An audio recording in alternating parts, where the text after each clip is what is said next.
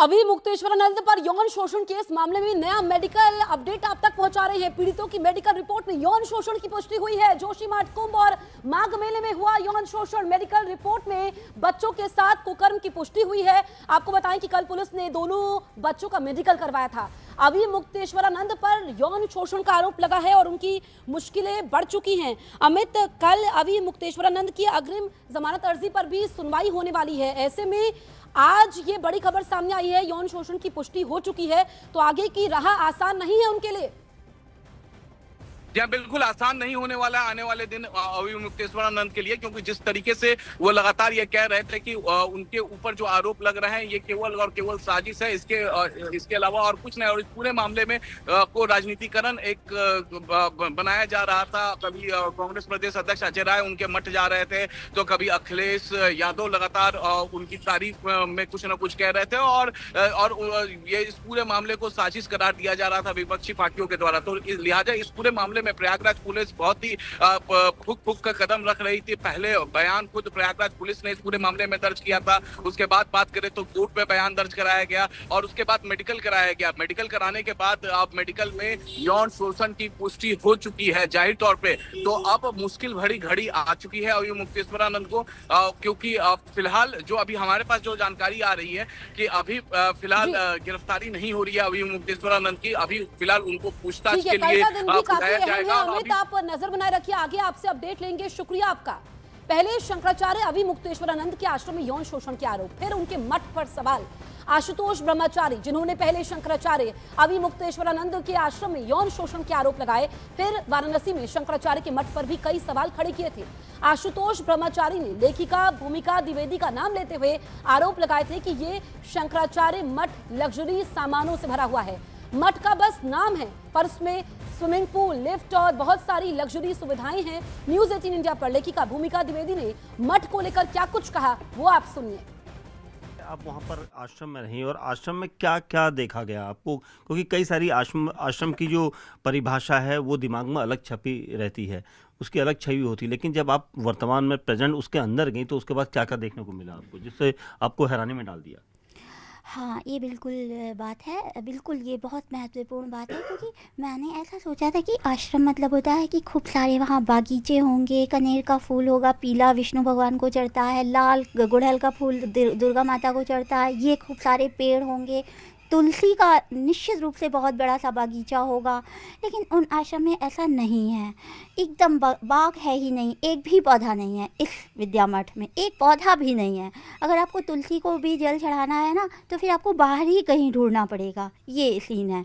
तो वो बिल्कुल एरिस्टोक्रेटिक टाइप का है और वहाँ पे वैसे ही है सब माहौल, एसी है और मतलब वो आश्रम वाला नहीं है। और गाय होनी चाहिए आश्रम में ज़रूर, ये भी होना चाहिए, वो भी नहीं था। तो आश्रम मुझे अच्छा इस लिहाज से वैसा नहीं लगा जैसा मैंने सोचा हुआ था। ये आश्रम बहुत अलग टाइप का लग रहा था। मतलब सुख सुविधाओं से परिपूर्ण है आश्रम? परिपूर्ण है, बिल्कुल एसी है और बहुत सारी चीज़ें हैं वहाँ पर। कौन आश्रम को संचालक कौन है, उसका कौन देखता था पूरा आश्रम को? हमें जो बताया गया कि यहाँ की मालकिन जो है वो एक वहाँ पर दीदी, उनको सब पुकारते थे, वही थी। और वो मेरे ख्याल से 50-60 की उनकी एज है तकरीबन। और वो अभी तक पर्दे पर वो किसी भी उसमें आई नहीं है। वो सामने क्यों नहीं आई है मुझे पता नहीं है। वो बेंगलोर की रहने वाली थी। फिर मेरे सामने ही उनके कुछ रिलेटिव्स भी आए थे, वो भी वहाँ रहे थे। वो लोग आपस में कन्नड़ा में बात कर रहे थे, तो इसे पता चल रहा था कि ये बेंगलोर की हैं, क्योंकि मेरा बेंगलोर रहना हुआ है। मैं बचपन में बेंगलोर में रही हूँ, मुझे पता है कि ये कन्नड़ और कोकड़िया क्या बोल रही हैं। तो मुझे मेरी फ्लुएंसी नहीं है, पर ये एहसास हो जाता है कि ये not Tamil, this is not Telugu, this is Kannada. Malayalam एकदम अलग है। तो मैंने देखा कि वो उनके रिलेटिव्स हैं, वो आए हुए रुके हुए हैं और वही मालकिन है उस पूरे आश्रम में। अगर कुछ भी कोई भी कुछ करना है, इवन किसी को फेवर भी चाहिए तो जैसे ये है कि उन दीदी को मक्खन लगाओ, अगर वो खुश हो जाएंगी तो आपको फलानी चीज़ मिल जाएगी, वरना आपको नहीं मिलेगी। ये है। कितने लोग हैं उस पूरे आश्रम में, आपने पूरा देखा? 10-12 तो बच्चे ही हैं और बच्चों की संख्या घटती बढ़ती रहती है। और गेस्ट हैं। अच्छा, ये जो गेस्ट, अच्छा ठीक है, जो ये है आश्रम, इसके ठीक सामने एक गेस्ट हाउस भी है, ठीक एक एकदम सामने, इतनी पतली सी सड़क है उसकी, गेस्ट हाउस भी है, तो वहाँ पर भी संख्या घटती बढ़ती रहती है और यहाँ पर भी। लेकिन यहाँ पर बहुत ही जो उनके क्लोज हैं वही आकर रह सकते हैं दीदी के, वरना कोई भी नहीं रह सकता है। आपने आश्रम देखा होगा जितने दिन भी आप रहीं, तो आश्रम के अंदर कुछ ऐसी चीज़ें जो आपको शक के दायरे में लेके आई कि ये चीज़ यहाँ पर कैसे है, क्योंकि आपने जैसे बताया आश्रम जैसी आपके दिमाग में था ऐसा नहीं था, तो क्या कोई गुप्त तहखाना या ऐसी चीज़ें भी वहाँ दिखाई दी आपको? तहखाना नहीं है, अपर फ्लोर्स हैं, वो सब गुप्त हैं, वहाँ नोबडी कैन एंटर, कोई भी वहाँ जा नहीं सकता, वो बिल्कुल गोपनीय है।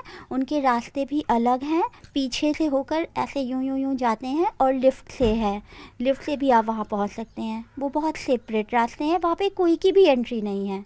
वो जो लगा हुआ उनका मुंह लगा बच्चा है, 16 साल का 17 साल का लड़का जो है, बस वही वो वहाँ जाता है, और मैंने भी इत्तेफाक से ही देख लिया, वरना मैं भी नहीं देख पाती। तो आपने कभी वहाँ पर किसी क्या कोई महिलाओं की आवाज़ सुनी या कोई महिला? है, दीदी ही है, बस दीदी है, यही है सर्वे सर्वा वहाँ की, और महिलाओं की ज़रूरत ही नहीं है, सारा आधिपत्य उन्हीं का है, और बहनें आती जाती हैं। कितनी बहनें, कौन सी बहनें आती हैं? सब, एक बहन वहाँ पढ़ाती है, वो उधर हनुमान घाट में उनकी अपनी कोठी है, वो यहाँ पढ़ाती है, वो तो डेली ही आती हैं, सुबह 9-10 बजे करीब वो आ जाती हैं।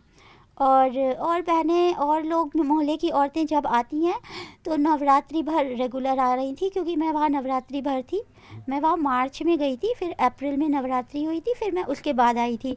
वो नियम है कि जहाँ नवरात्रि शुरू होती है वहाँ कंप्लीट करके ही जाया जाता है। फिर मैं नवरात्रि में वहीं थी, तो सारी औरतें ढेर सारी आ रही थी, और गीत, देवी गीत होता था, और फिर वो लोग चली जाती।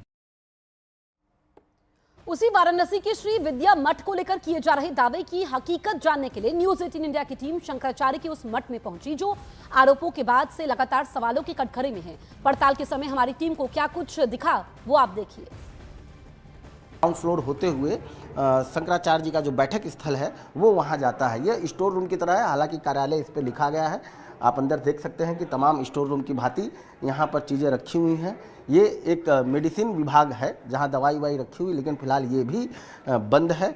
और इसी रास्ते से जाते हुए हम आगे बढ़ रहे हैं तो तमाम जो ग्राउंड, जो तहखाना आप जिसको कहा जा रहा है ग्राउंड पर, वो सारी तस्वीरें हैं। अध्ययन कक्ष इसे कहा जाता है, अध्ययन कक्ष लिखा हुआ भी है। इसकी पूरी जो बाउंड्री है वो बाउंड्री की गई है।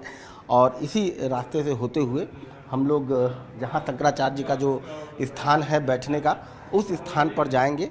और यह जो स्थान है, जिस स्थान पर यह तमाम लोग खड़े हैं, यह इसी स्थान से गंगा जी का रास्ता जाता है। और गंगा जी का रास्ता जा करके यहीं जो बटुक उटुक हैं, जितने पूजा पाठ सुबह करते हैं, वो तमाम जो लोग हैं वो यहाँ पर पूजा करते हैं। ये पूरी जो तस्वीर है वो ग्राउंड यानी तहखाने आप जिसको कह सकते हैं वो है। और वहाँ की ये तस्वीर है जहाँ अब पहले ये बंद हुआ करता था, लेकिन अब यहाँ पर पूरी तरह से शंकराचार्य जी का एक बैठक स्थल बन गया है। और बैठक स्थल बनने के साथ ही तमाम चीज़ें यहाँ पर लोग, श्रद्धालु जो आते हैं वो श्रद्धालु यहाँ शंकराचार्य जी लोगों से मिलते हैं। हमारे साथ यहाँ मठ के जो मीडिया प्रभारी हैं संजय पांडे जी, शंकराचार्य जी के जो मीडिया प्रभारी हैं वो भी हैं, हम इनसे भी बात करते हैं। पांडे जी, इसको बकायदे कहा जाता है कि बहुत आरोप लग रहे हैं, आशुतोष ब्रह्मचारी ने आरोप लगाया है कि यहाँ बड़ा लग्जरी चीज़ें हैं, तो क्या क्या चीज़ें हैं यहाँ बताइए। लग्जरी चीज़ों का शुरुआत करें दिखाने का, आइए देख लीजिए आप लोग क्या क्या लग्जरी है। आप लोग जानते होंगे, खुद आप लोग चूंकि पत्रकार हैं तो तमाम जगहों पे जाते हैं, संतों से जो जुड़े हुए हैं, और छोटे छोटे सरकारी संतों का आप देखे होंगे आलीशान भव्य महल। ये देखिए, ये श्री विद्या मठ है काशी का, और यहाँ पे शंकराचार्य जी महाराज हमेशा यहीं पे प्रवास करते हैं। महाराज जी थे, देखिए ये यहाँ भी व्हील चेयर पे महाराज देखिए इस पर बैठे हुए हैं, और जो वर्तमान शंकराचार्य जी महाराज इसको ले रहे हैं। तो बिल्कुल देखिए, हमारे जो पड़ताल में ये बातें सामने आई कि आशुतोष ब्रह्मचारी जो आरोप लगा रहा है कि 5 तल्ले का ये पूरा एक मठ है, लेकिन 5 तल्ले का तो नहीं, 3 मंजिले का मठ है।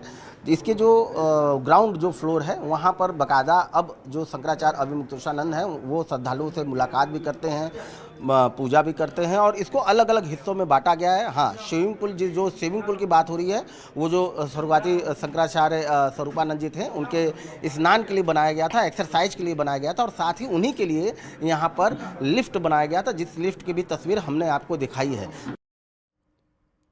वहीं आशुतोष ब्रह्मचारी और लेखिका भूमिका द्विवेदी के दावे और हकीकत की तस्वीर न्यूज 18 इंडिया ने शंकराचार्य अविमुक्तेश्वरानंद के श्री विद्या मठ में जाकर आपको दिखाई। अब उस मठ में मौजूद कर्मचारियों ने मठ को लेकर क्या जानकारी दी है वो आप सुनिए। हमारे साथ हम इन्हीं से बात कर लेते हैं। क्या यहाँ पे काम अभी फिलहाल हो रहा है? क्या यहाँ पे आप क्या जिम्मेदारी यहाँ होती है? मैं यहाँ पर आने जाने वाले लोगों का स्वागत सत्कार आदि के लिए हूँ, और जो आगंतुक आते हैं पहले हमसे मिलते हैं, उनका क्या काम है, क्या इनका आने का क्या उद्देश्य है। इसके बाद फिर मैं वहाँ आगे उनके उद्देश्य को ले जाकर देता हूँ। तो फिर महाराज श्री वहाँ जो है उनसे या जो भी ब्रह्मचारी वर्ग हैं उनसे मिलना चाहें, जिससे मिलना चाहें वो मिलते हैं। कितने फ्लोर की ये बिल्डिंग है? ये 3 फ्लोर की बिल्डिंग है। अच्छा, क्या क्या है इस बिल्डिंग में? यहाँ इस फ्लोर में यहाँ बैठक कक्ष महाराज जी का, आगे मंदिर है तो वहाँ पूजा है, इधर आधे में कार्यालय है बने हैं, विद्यालय के कार्यालय आगे गैलरी में बने हुए हैं, इनके ऊपर बच्चे रहते हैं। और जो सबसे ऊपर वाली फ्लोर पहले हमारे गुरुजी ब्रह्मलीन जी शंकराचार्य स्वामी स्वरूप महाराज जी थे, उनके रहने का स्थान था। अच्छा, क्या उस पर लिफ्ट और स्विमिंग पूल भी लगे हुए हैं? लिफ्ट तो पहले महाराज जी जो हमारे महाराज जी का जो शरीर बड़ा था उसके लिए उनको तो वो उसमें ले जाना ही पड़ता था। जो कुछ बना है प्राचीन समय का है, कोई नया तो है नहीं है। स्विमिंग पूल महाराज जी का जो स्वास्थ्य गड़बड़ था तो डॉक्टरों ने कहा था कि उनको थोड़ा सा पानी में रखना, तो पेट का जो उसका भारीपन था वो कम होने, तो वो पहले से बना बंद पड़ा है। वो तो तब जब से महाराज जी यहाँ नहीं हैं, बड़े महाराज, उसके बाद से उसका कोई उद्देश्य नहीं हो, तो निरर्थक है, वो बड़ा बंद पड़ा है।